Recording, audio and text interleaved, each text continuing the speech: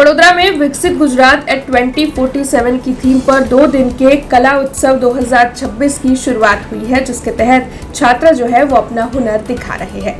गुजरात राज्य के शिक्षा विभाग, गुजरात शैक्षिक संशोधन और तालीम परिषद गांधीनगर की ओर से प्रेरित और साथ ही जिला शिक्षा और तालीम भवन वडोदरा के सहयोग से आज से वडोदरा में 2 दिन के राज्य कक्षा के कला उत्सव 2026 की शुरुआत हुई है। तब आपको बता दें कि इस दौरान वडोदरा के जिला शिक्षा अधिकारी महेश पांडे विशेष तौर पर छात्रों का उत्साह बढ़ाने के लिए पहुंचे थे। इस साल कला उत्सव की थीम विकसित गुजरात एट 2047 रखी गई है। इस थीम के जरिए छात्र जो है वो कला के माध्यम से भविष्य के गुजरात की कल्पना कर उसे अभिव्यक्त करेंगे।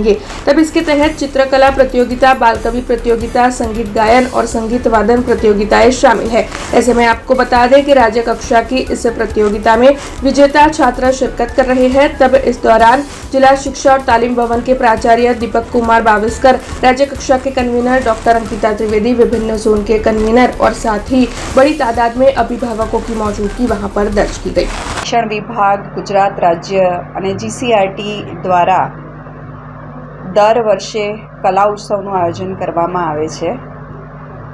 આ કલા ઉત્સવનું આયોજનમાં ગુજરાત રાજ્યના જુદા જુદા જિલ્લાઓમાં ઉચ્ચ પ્રાથમિક વિભાગ, માધ્યમિક વિભાગ અને ઉચ્ચતર માધ્યમિક વિભાગના વિદ્યાર્થીઓ જુદી જુદી સ્પર્ધાઓમાં ભાગ લેવામાં આવે છે। સ્પર્ધાઓની વાત કરીએ તો બાલકવિ સ્પર્ધા, ચિત્ર સ્પર્ધા, સંગીત ગાયન સ્પર્ધા અને સંગીત વાદન સ્પર્ધા। આ સ્પર્ધા કરાવવાનો હેતુ ફક્ત માત્ર એટલો જ હોય છે કે બાળકોમાં જે પણ કલા પ્રતિભા છે એ પ્રતિભાને બહાર લાવી અને બાળક છે એ ખરેખર પોતાના જીવનમાં એક આગવી કલા પ્રાપ્ત કરીને પોતાનું જીવન છે એ ઉજ્જવળ કારકિર્દી પ્રાપ્ત કરે।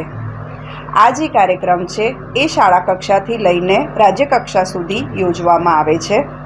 બાળક છે એ શાળા કક્ષાએથી વિજેતા થઈ અને CRC કક્ષાએથી BRC કક્ષાએ, ત્યારબાદ જિલ્લા કક્ષાએ, ઝોન કક્ષાએ અને ત્યાર પછી રાજ્ય કક્ષાએ આવે છે।